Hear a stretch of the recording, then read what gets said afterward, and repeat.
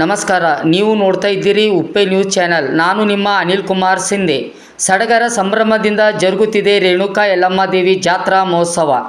ತನ್ನನ್ನು ನಂಬಿ ಬಂದ ಭಕ್ತರನ್ನು ಕೈಬಿಡದೆ ಅವರ ಇಷ್ಟಾರ್ಥಗಳನ್ನು ಈಡೇರಿಸಿ ಸದಾಕಾಲ ತನ್ನ ಭಕ್ತರನ್ನು ಕಾಪಾಡುವ ತಾಯಿ ತಾಲೂಕಿನ ಉಡಬಾಳ ಗ್ರಾಮದ ಬೆಟ್ಟದ ಮೇಲಿರುವ ಶ್ರೀ ರೇಣುಕಾ ಯಲ್ಲಮ್ಮ ದೇವಿಗೆ ಸಾವಿರಾರು ಭಕ್ತರು ನಡೆದುಕೊಳ್ಳುತ್ತಾರೆ. ಇದೇ ಫೆಬ್ರವರಿ 23ರಿಂದ 3 ದಿನಗಳ ಕಾಲ ಶ್ರೀ ರೇಣುಕಾ ಯಲ್ಲಮ್ಮ ದೇವಿ ಜಾತ್ರಾ ಮಹೋತ್ಸವ ಜರುಗ್ತಾ ಇದೆ.